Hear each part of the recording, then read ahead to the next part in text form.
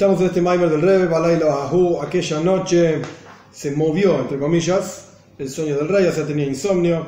Y básicamente vimos, como resumen pequeño, primero que nada la pregunta del Rebbe era, la pregunta básica era, el rey, cuando hablamos en la Megilá, el rey acá está hablando de Hashem. Y aquella noche Hashem no podía dormir, porque vemos que hay una costumbre de empezar de levantar la voz cuando estamos leyendo la Megilá en el momento en que llegamos a esta parte de la Megilá. Hay que levantar la voz. Entonces ahí vemos que es el Toikfo Shel Nes, la parte más fuerte del milagro. Ahí empieza el milagro de Purim. Y esto está relacionado de vuelta con que Hashem es el rey. El rey estaba shlufno, estaba durmiendo, y esa noche no podía dormir. Noche es Golus, es el exilio. Y tenemos que entender qué significa que Hashem está durmiendo. Porque está escrito, Israel, no duerme ni dormita el guardián de Israel. Entonces, ¿qué quiere decir que Hashem está durmiendo? Y el Rebbe explicó que todos los asuntos son aquí abajo como son allá arriba. Entonces, a través de entender qué significa el sueño en nosotros mismos, vamos a entender qué significa el sueño arriba. ¿Y qué significa el sueño en nosotros mismos? Este es el capítulo 2, que lo vimos también en la clase pasada. El sueño significa que las fuerzas, las capacidades de la persona están todas, por así decir, mezcladas en el mismo nivel. Esto se ve incluso, no recuerdo si la clase pasada lo mencioné o no, pero se ve incluso es simplemente un ejemplo, no es que sea siempre así, pero en general la gente duerme acostada. ¿Qué diferencia hay si uno está parado o acostado? Cuando uno está parado, el seichel, el intelecto, está arriba, en la cabeza, las emociones en el corazón y las piernas abajo. Cuando uno está acostado, está todo al mismo nivel. Es todo igual. Es todo igual. A pesar, decía el Rebbe en el capítulo de la clase anterior, a pesar de que la persona está concreta, completa, con todas sus capacidades y fuerzas, etc., pero no están actuando de la misma manera que actúan cuando está despierto. Está todo mezclado. No tienen seider, no tienen orden, decía el Rebbe. Y este es el concepto del Golus, este es el concepto del exilio, en donde las cosas no tienen orden. Lo que tiene que estar arriba está abajo, lo que tiene que estar abajo está arriba. Y simplemente para leer el último pedacito, el concepto del Golus, del exilio en el que vivimos nosotros es, el pueblo judío no se reconoce la virtud que ellos tienen, o que tenemos, lo que sea, porque Hashem está durmiendo. Este es el concepto. En donde cuando uno está durmiendo no reconoce la virtud de una cuestión frente a lo malo de esa cuestión, digamos. ¿Estamos? Sí. Bien, avanzamos. Capítulo 3. Por si alguien tiene alguna duda, igual lo vemos al final del capítulo 2. ¿Qué quiere decir la virtud del pueblo judío? Está escrito, Israel Banim Lamakem, son los hijos de Dios, son hijos de Dios su Señor. Está escrito, somos esclavos de Hashem. Sea como fuere, no se reconoce ni siquiera esto. Y la razón es por el concepto del sueño, de dormir. Bien, continúa en el Maimar, porque este discurso del Rebbe está basado en otro discurso del Rebbe anterior. Continúa el Rebbe anterior explicando en su discurso, después de haber explicado el concepto del sueño, qué significa dormir, el Rebbe explica que este asunto de que en el momento del sueño, o sea, de dormir, no de soñar, no estoy hablando de soñar, sino de dormir, en el momento del sueño no se reconoce la virtud de una fuerza, de un potencial en el alma frente al otro. Es como dije recién, una persona que está durmiendo, no importa, el intelecto y las emociones están en el mismo nivel, a pesar de que el intelecto está por sobre las emociones, por eso la cabeza está arriba del corazón. Pero en el momento de dormir no se reconoce esto. Esto es similar a las fuerzas del alma como son en su nivel incluidas en la esencia del alma. En detalle está explicado en los últimos prakim, en los últimos capítulos, cómo en realidad todas las fuerzas, los potenciales del alma están incluidos en la esencia misma del alma. Y cuando el alma desciende en el cuerpo, se proyectan desde el alma esas fuerzas para investirse cada una de las fuerzas en el kli, en el recipiente que le corresponde, los ojos para ver, los oídos para escuchar, y así sucesivamente. Pero hay un nivel del alma en la cual todas esas fuerzas están incluidas en el alma. el ejemplo, el mayor para entender de lo que está hablando el Rebbe, porque es algo muy abstracto, alma y fuerzas, no se entiende nada. El ejemplo simple, ahora vamos a ver lo que dice el Rebbe, pero el ejemplo simple es como la palabra que uno dice antes de decirla está incluida en la cabeza.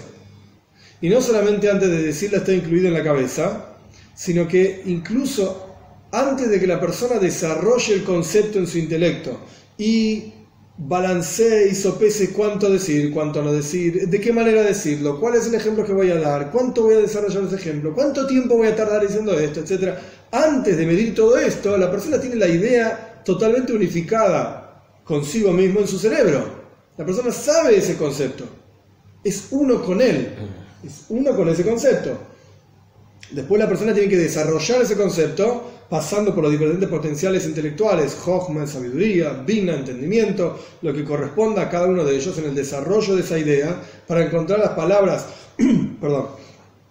para encontrar las palabras adecuadas para transmitir ese concepto de acuerdo al receptor, en qué idioma lo va a decir, cuánto va a decir, cuánto no va a decir, etcétera, etcétera, como ya expliqué.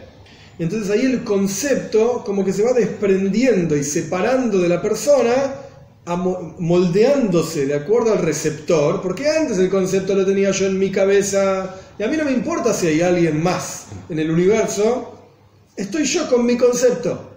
Y para pensar, el concepto está en bruto. Sí, pero más allá de que esté en bruto o no, yo puedo ser que tenga en mí incorporado todo el desarrollo, pero si yo no se lo voy a transmitir a nadie, realmente no me importa si hay otra gente en el mundo. Estoy yo con mi concepto, yo con mi sabiduría. En el momento en que yo quiero transmitir esa sabiduría a otro, y en particular a otro que está en un nivel inferior a lo que uno mismo está, al nivel en que uno está, tiene que moldear ese concepto y separarlo, por así decir, de uno mismo. Uno tiene que dejarse a sí mismo de lado y decir, ¿pero qué hay en la cabeza del otro? ¿Qué conceptos sabe el otro? Hay un dicho del Rebbe Rashab, no me acuerdo las palabras exactas en Yiddish, pero una idea yo te puedo transmitir, o Berakop, pero una cabeza es con Nix Aroif Stern o alguna cosa así. No puedo ponerte sobre los hombros. Yo no te puedo dar un cerebro. Si vos sos un tonto, no hay nada que pueda hacer con vos. No tenés cerebro. Si vos no sabés un concepto, ok, no te preocupes, yo te lo puedo explicar. De una manera, de otra manera, etc. Pero si vos no tenés cerebro, ¿qué querés que haga? Entonces acá pasa lo mismo.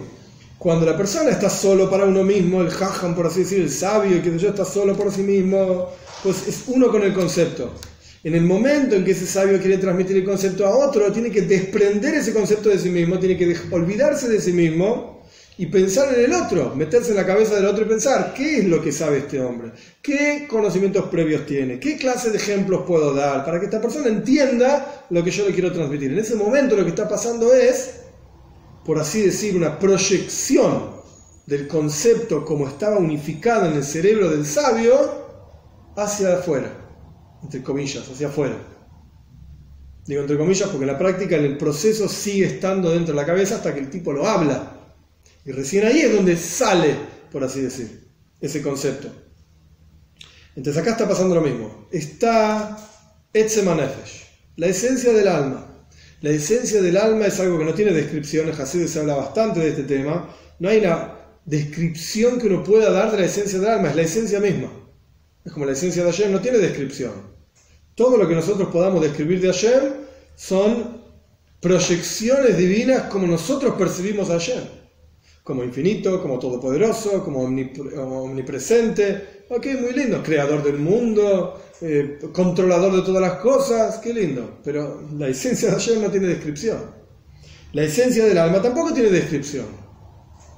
Y en esa esencia están incluidas todas las cualidades y todas las capacidades del alma, todas juntas.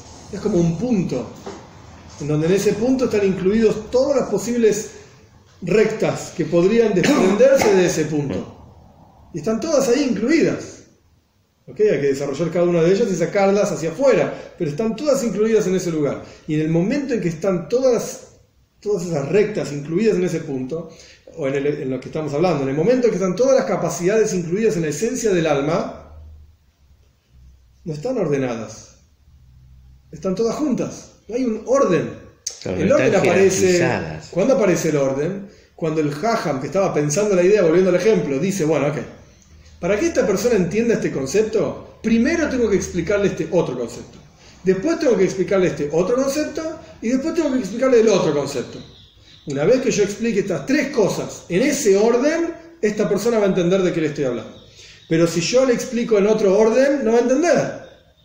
No lo va a entender. Mira, Kale la COVID, el estudio en general es de lo más fácil a lo más complejo. Entonces lo mismo pasa en el cerebro, en el intelecto del Jajam, del Rab, lo que sea.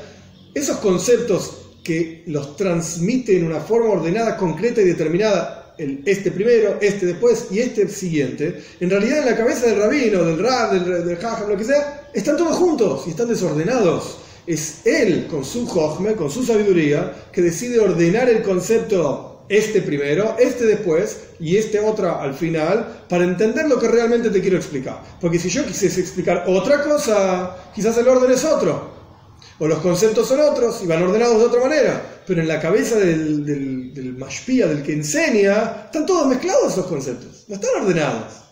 Esto es lo que está pasando acá. En Etzem Nefesh, en la esencia del alma, todas las capacidades del alma, llámese Jochma, Bina, Das, todas las fides, todas las capacidades que tiene, intelectuales y emocionales, etc., están todas mezcladas. No tienen un orden. Porque ahí, ahora vamos a ver en las palabras del Rebbe, porque ahí todas las capacidades son be'ashva, son iguales. Están todas igualadas. Es decir, el concepto del ocultamiento de las capacidades de la persona en el momento de dormir es similar al concepto de las capacidades de la persona elevándose hacia su fuente en la esencia del alma. ¿Estamos? Sí. Es como observar a la persona en el núcleo más esencial de esa persona. Es como la persona cuando está durmiendo, donde no está ordenado todo. Y de aquí vamos a entender el asunto que estamos hablando, que es el golus, el exilio, y es el sueño de Dios, el concepto el ocultamiento que existe de la presencia de Hashem durante el golus, durante el exilio, que es el concepto del sueño, entre paréntesis lo pone el Rebbe. ¿Qué significa? Es que todas las revelaciones divinas se elevan y se retiran, por así decir, hacia su fuente, hacia la esencia misma de Hashem. Y como es sabido lo que dice el Zohar sobre el pasuk, Ki einenu, porque no está, el Zohar dice que Kuchabrijo, Akadosh Baruj Hu, Dios, se retira hacia arriba. Es decir, se eleva hacia su lugar, un cuarto por dentro de otro cuarto. Se retira y se va.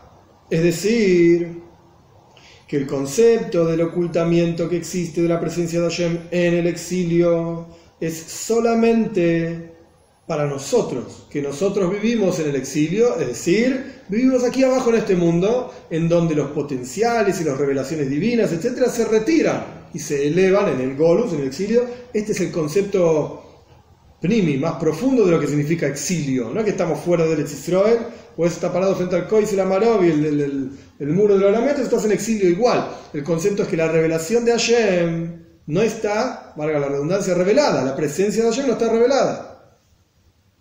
En el momento del exilio se retira la luz, la energía divina, la presencia de Hashem, la revelación de Hashem, hacia arriba y no ilumina aquí abajo. Y esto es lo que genera el exilio, el retirado, digamos, de la energía divina de su revelación aquí abajo. Pero frente a la energía misma, frente a la luz misma, en otras palabras, frente a Hashem, todo lo contrario. Justamente en el momento del exilio es que retornan todas las fuerzas hacia su fuente. Entonces, en otras palabras, entre paréntesis, no es el tema del Maimer, está escrito Golule Edom Shechina Imoem. Cuando el pueblo judío se fue al exilio, en los diferentes exilios que tuvimos, la Shechina, la presencia de Hashem, siempre estuvo con nosotros. Por eso esto está en el Tanya también, por eso no está escrito que el pueblo judío va a retornar del exilio, sino que dice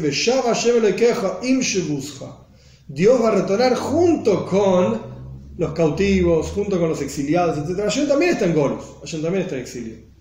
Pero esto es legado frente a nosotros.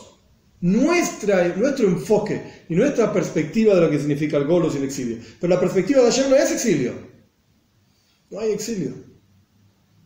Es como si dijésemos, en los ejemplos que yo di anteriormente, principalmente del Mashpi y Mekabel, del dador y el receptor.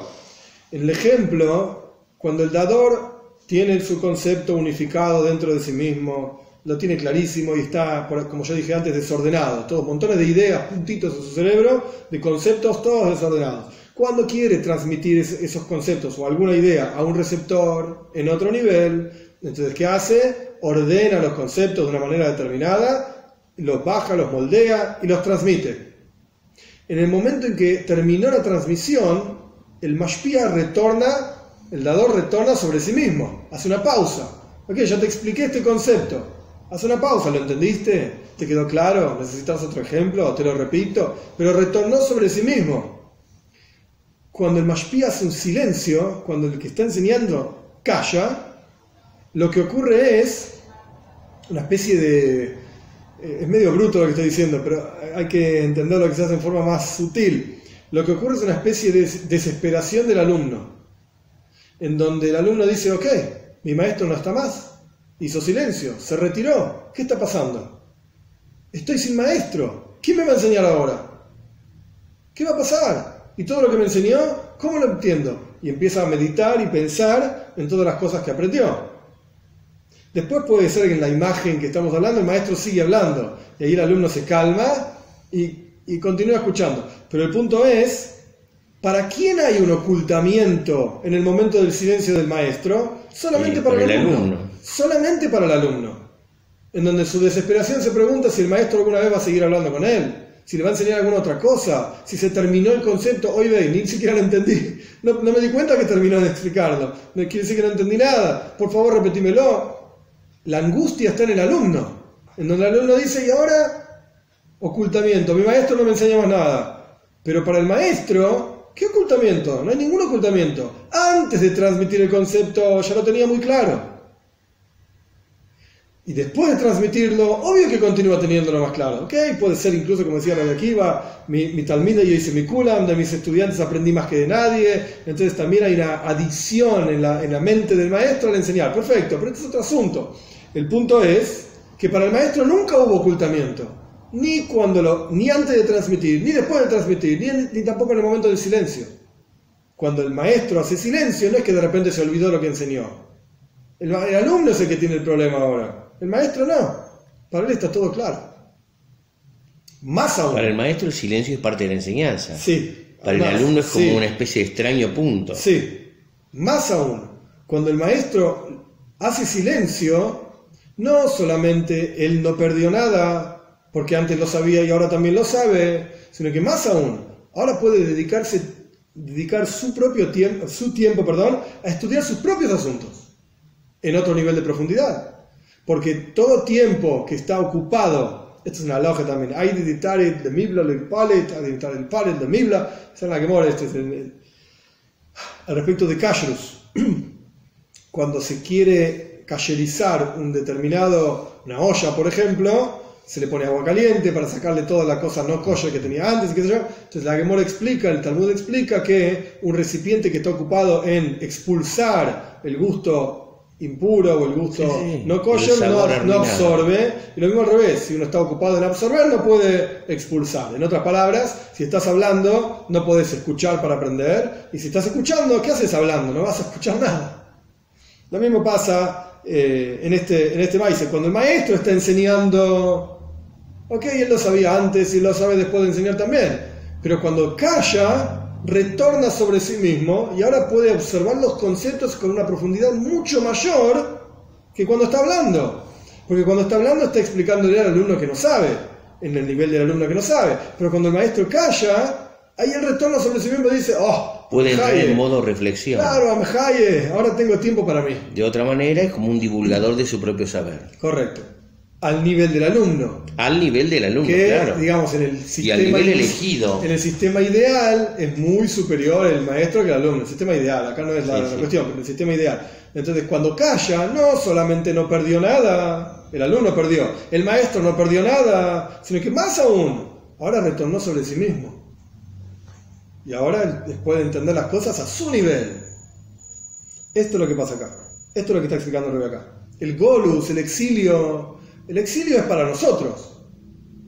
Ay, ¿qué significa el exilio? Es como el sueño. El sueño es que todas las fuerzas vuelven a su raíz, a su fuente. Nosotros estamos en exilio. Pero para Hashem, ¿qué exilio en exilio? Para él retornó toda la energía sobre sí mismo, a él, a su fuente.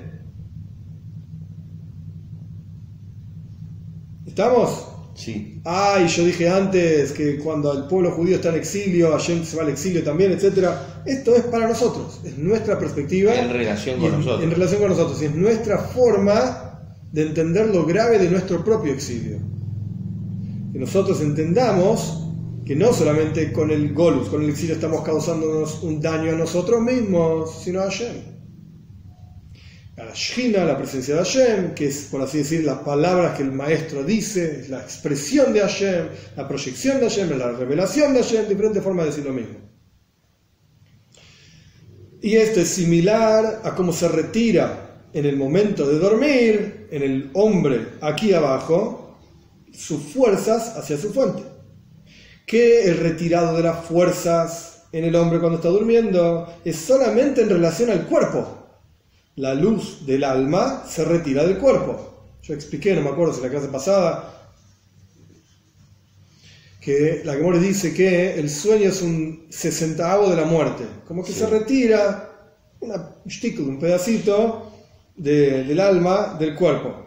Entonces, ¿quién es el que siente ese retirado? Es el cuerpo. Frente al cuerpo hay algo que no está mientras la persona está durmiendo. Pero frente al alma, todo lo contrario. Justamente en el momento que la persona está durmiendo, es que el alma se eleva hacia arriba y absorbe vida de la esencia misma, de su neshama. El alma, como está en el cuerpo, retorna hacia su fuente, en el alma, como está fuera del cuerpo, y absorbe alma, vida, para retornar de vuelta un día nuevo, etc. Entonces, no es que en el momento del sueño, hoy ve y es terrible para el alma. Para el cuerpo será terrible, como para el alumno, el silencio del maestro. Pero para la neshama, como la neshama es, todo lo contrario, retorna, sus hijos, entre comillas, retornan hacia su fuente. Todas las partes del alma que estaban esparcidas y proyectadas en diferentes partes del cuerpo, retornan hacia su fuente. Entonces vemos que en el sueño hay una especie de dicotomía, en donde para el cuerpo lo entiende al sueño, lo vive al sueño como de una manera, entre comillas negativa, pero el alma vive al sueño de otra manera, entre comillas positiva. Bien, continúa el Rebbe explicando cuál es la explicación de este asunto. ¿Cómo funciona, técnicamente hablando, en todos los niveles que Hashem creó, lo que se llama Seider Ishtalshelus, toda la cadena de mundos? El orden cadenoide, como dice por ahí una traducción de los Maimarim. No, la cadena de mundos y niveles, etcétera, desde Hashem hacia nosotros, entre comillas. ¿Cómo funciona la explicación de este concepto que acabo de decir? Que, de vuelta, el golus, el exilio y el concepto del sueño, el dormir, es terrible y angustioso para el cuerpo, en el caso del sueño, o para el que vive acá abajo, en el caso del golus. Pero para Hashem, al contrario, para la neshama es el que retorna todas sus proyecciones hacia su fuente. La explicación del asunto es, en general, este Seider Ishtalshelus, esta cadena de mundos, es similar a los niveles que hay en las fuerzas del alma. Así como en las fuerzas del alma, el comienzo de la existencia de esas fuerzas es como esas fuerzas están incluidas en la esencia del alma, en donde son todas iguales, como expliqué anteriormente. Así que en la esencia del alma no hay orden, así como en el cerebro del maestro los conceptos están todos juntos, como todas las rayas que pueden surgir de un punto, etc. Entonces, el comienzo de la existencia de las fuerzas del alma, esto es algo muy sutil, lo que está diciendo el Rebbe, hay que encontrar las palabras para decirlo, pero es como si dijésemos, cuando el maestro le enseña al alumno, las palabras concretas que el maestro le dice al alumno, que cargan el concepto que el maestro le está enseñando al alumno, de algún lado salieron. Esas palabras salen del intelecto del maestro y pasan, como ya expliqué varias veces, por todo un ishtalshelus también, por toda una cadena de niveles en donde se va moldeando esas palabras hasta llegar a la conclusión que el maestro dice, te lo voy a explicar así. Y dice, perfecto. ¿De dónde surgieron? ¿Cuál es el comienzo más sutil, más abstracto y elevado de esas palabras que el maestro dice? Pues el intelecto del maestro, en donde todos esos conceptos están de vuelta, todos por igual, y todos juntos en el mismo lugar. No estoy hablando del lugar físico del cerebro, obviamente todas nuestras ideas están en el cerebro. El mismo nivel jerárquico de lo potencial. Sí, potencialidad están todos infinita. ahí juntos, todas las ideas que uno puede decir. Sí, como la página en blanco. ¿Ya? No, tiene un montón de ideas, no es que está en blanco. Es que justamente la página en blanco es una infinita potencialidad de escritos. Ok, interesante. Puedo hacer un dibujo como puedo hacer una tesis. Ok, bien, vale.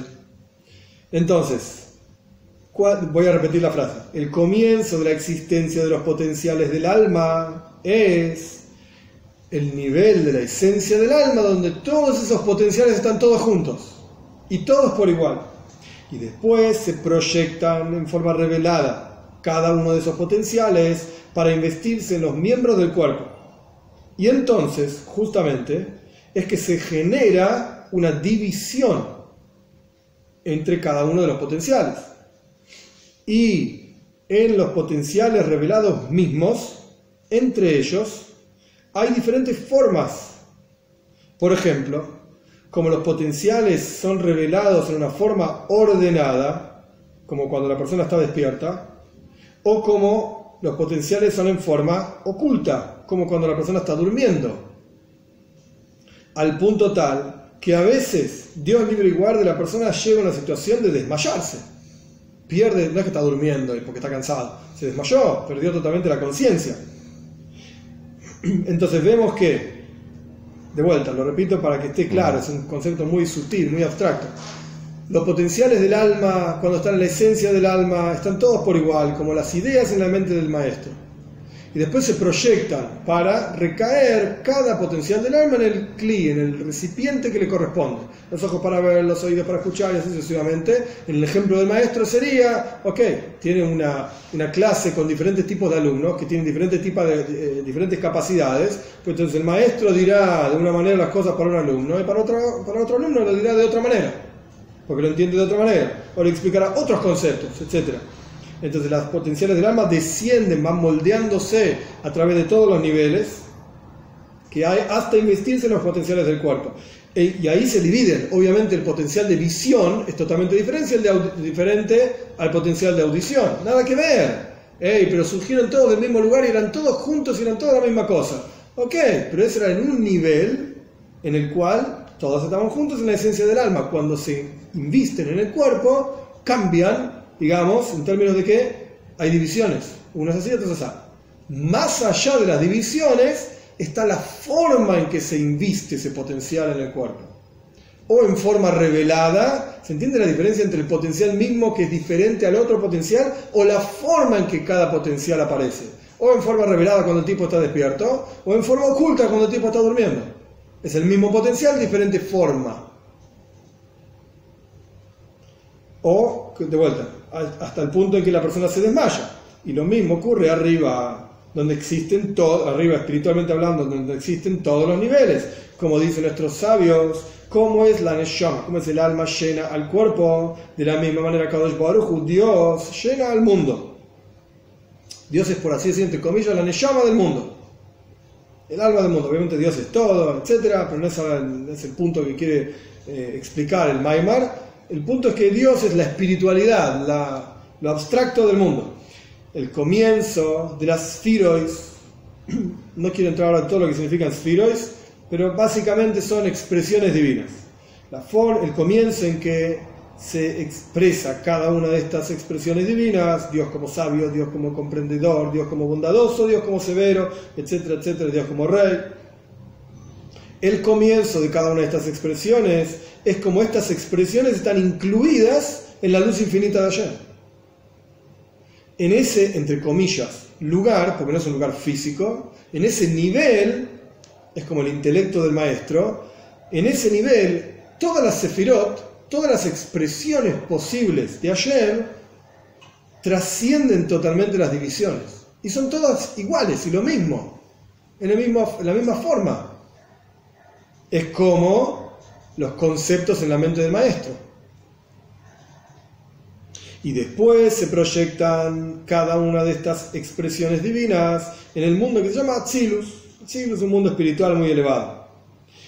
Y a pesar de que Atzilus es conocido como Olam Ha'achdus, el mundo de la unicidad, en donde aparentemente todo es uno, y como si pudiésemos decir, esto es simplemente un ejemplo nada más, si pudiésemos decir que estamos parados en el mundo de Atzilus, lo único que percibiríamos sería Hashem.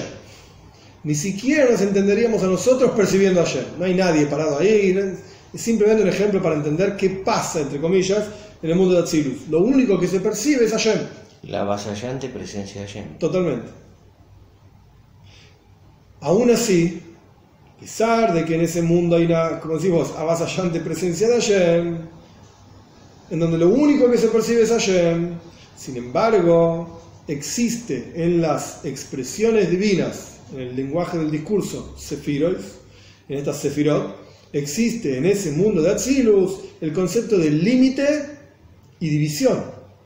¿Cómo sabes? Porque dice en el Sefer Yetzira, son 10 Sefirot y no son 9, son 10 y no son 11. Evidentemente hay un límite determinado. Gesed es Gesed, bondad es bondad, y Gebura es Gebura, y severidad es severidad. Para hablar de que esto es una cosa, Gesed, bondad, y esto es otra cosa, Gebura, severidad, hay un límite. Porque si es todo lo mismo, al final no hay ni Gebura ni Gesed. Entonces, en el mundo de Atzilus es verdad, lo que se percibe es Hashem nada más. Pero hay Ishalkus, hay divisiones. Hay una separación entre un koyach, una fuerza, y otra fuerza. Entonces, justamente en ese momento que se dividen o se limita y se divide en cada una de las fuerzas, es que se puede reconocer la virtud de una esfera una por sobre la otra. En donde primero viene Jochma, después viene Bina, después viene Das, y así sucesivamente. Primero esta, después la otra, después la otra. ¿Por qué? Porque esta viene encima de la otra, es superior a la otra. ¿Cuándo podés hablar de una cosa superior a la otra? Cuando son dos cosas separadas y diferentes.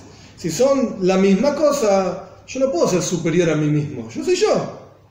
Ahora, si hay otra persona, ¿qué? Podemos discutir quién corre más rápido, etcétera, etcétera. ¿Por qué? Porque somos dos cosas diferentes, ahí podemos comparar. Pero dentro de una misma cosa no hay nada que comparar. Esto es en el mundo de Atzilus. Cuanto más aún cuando las Sefirot, estas expresiones divinas, se proyectan en los mundos que se llaman Bia, Bria, Atzira y Asiya, que es creación, viene primero Atzilus, que es emanación, Bria es creación, y Atzira formación, así es acción, es el último más bajo. Cuando las proyecciones divinas se proyectan desde el mundo de Atzilus hacia los otros tres mundos, Bria, Yetzira y Asiya, que están por debajo del mundo de la unicidad, que es el mundo de Atzilus. Entonces se dividen más todavía. Hay mayor división entre una expresión y la otra expresión.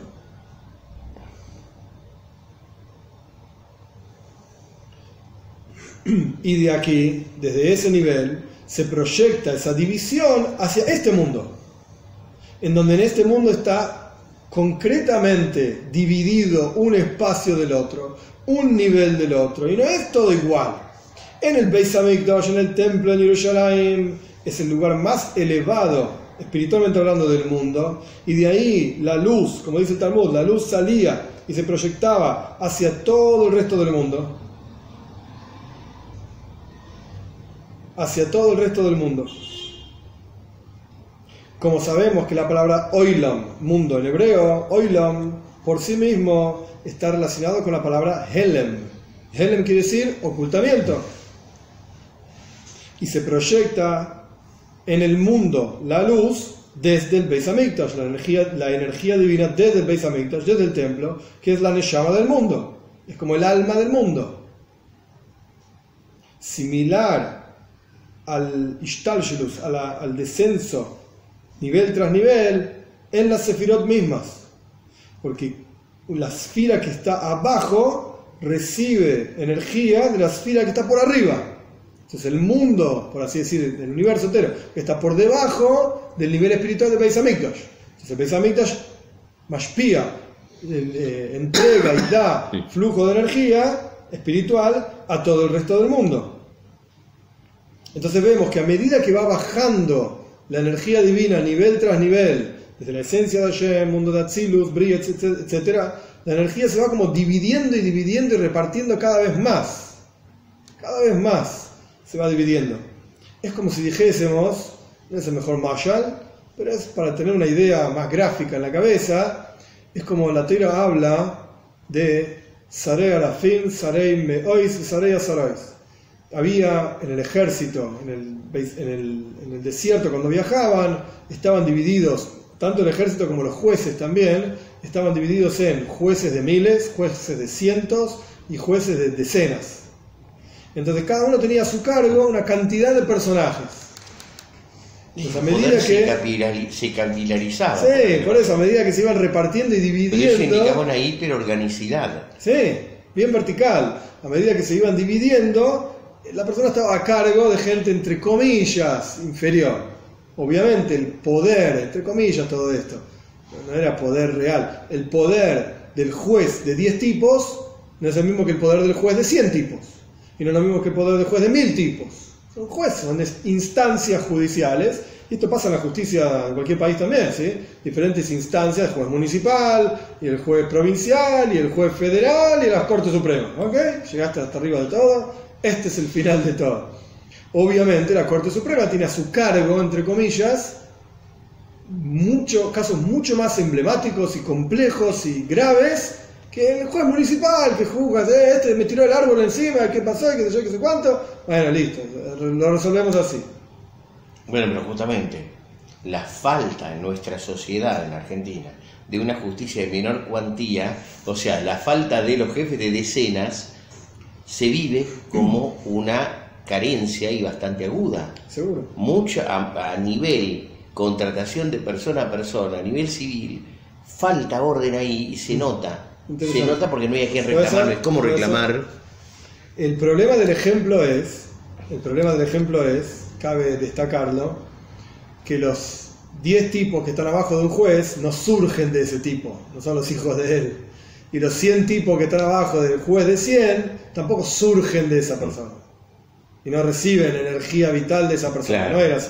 Simplemente un ejemplo para entender, es como exponencial, ¿sí? Como dos padres tienen hijos y los hijos, y va creciendo. Pero si bien no surgen de él, su poder dimana, por decirlo así, de ellos. Sí, algo así. ¿Por qué? Porque uno lo nombró el otro juez, a un profesor lo nombraron. Algo así. Entonces hay algo. Acá pasa lo mismo. Desde el, entre comillas, el punto, el lugar, que no es un lugar físico, desde donde se desprende toda la energía, está toda la energía divina, todas las sefirot, que esto es lo que está explicando el Rebbe acá, incluidas todas juntas en un mismo punto. Y empiezan a bajar nivel tras nivel, claro. Y de acuerdo al mundo en el que van pasando, se van dividiendo cada vez más y más. Se dividen, se difractan. Sí, van adaptándose a aquel contexto que tienen que operar. Correcto. Porque acá este es el mundo del ocultamiento del ocultamiento. Sí, y va habiendo cada vez más división y cada vez más limitación. Sí. Y algo concreto, donde estas filas así y van recibiendo cada una de la superior a ella. Entonces, cuanto más bajás, entonces se reconoce también. En el caso del Beis Hamikdash, estábamos hablando del templo, que el templo es la neshama del mundo. Entonces se reconoce la virtud del pueblo judío. Como el pueblo judío, como dijimos anteriormente, son Panim Atem Hashem Elokeichem, somos hijos de Hashem, o la virtud de Avodaihem, somos esclavos de Hashem, somos esclavos fieles para Hashem, nuestro Señor, nuestro amo. Entonces, a medida que va bajando la energía, se va reconociendo nivel tras nivel. porque sabemos que este nivel está por encima de este nivel, y este nivel está por encima de este nivel. Primero viene Atzilus, después viene Bria, y Etzira, Asía, cada nivel, y primero viene esta Sefirá, después viene esta Sefirá. Entonces ahí se reconoce, cuando está todo ordenado y concreto, y desciende, valga la redundancia, en orden, entonces se reconoce cada nivel lo que es. Entonces ahí tiene sentido hablar de Boni Matem Hashem Lakeichem, somos hijos de Hashem, y se reconoce, el pueblo judío es este, etcétera, etcétera.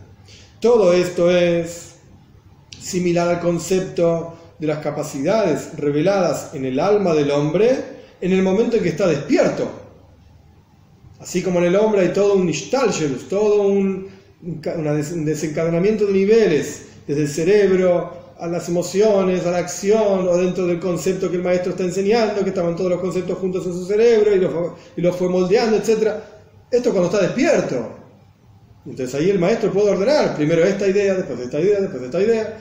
Y en lo que es el mundo, el Beis Hamikdash es el lugar más importante del mundo. Incluso la Gemara dice, el Rebbe lo trae porque no es el tema, la Gemara dice, si los gentiles hubiesen sabido la virtud impresionante, la Gemara en Sukkot, si no me equivoco, la virtud impresionante que el Beis Hamikdash tenía por ellos, que expiaba por ellos y que traía energía por ellos, jamás lo hubiesen destruido, todo lo contrario, lo hubiesen cuidado. Lo hubiesen cuidado. Si hubiesen sabido todo lo que el Beis Hamikdash hacía por ellos. No, el punto es que todo esto es similar a las fuerzas reveladas del alma de la persona en el momento que está despierto. Lo que no es el caso cuando estamos en Golus, cuando estamos en exilio. Los asuntos arriba, que fueron proyectados en términos de Ishtalshelus, como dijimos anteriormente, una cadena, primero Atzilus, después Bria, después Yetzira, después Asía. Todos esos asuntos están mezclados, por así decir, similares a las fuerzas reveladas en el alma de la persona cuando está durmiendo. Está todo mezclado, está todo desordenado.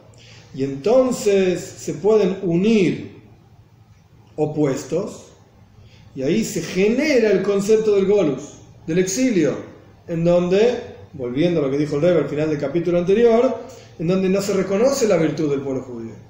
No se reconoce que somos hijos de Hashem. ¿Estamos? Sí.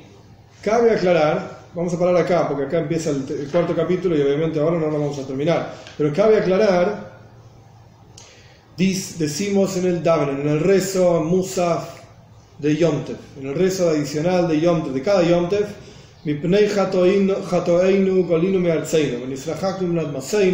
por nuestros pecados fuimos exiliados de nuestra tierra, y nos alejamos de nuestra tierra también, de Artseinu, nuestra tierra, Atmaseinu, nuestra tierra.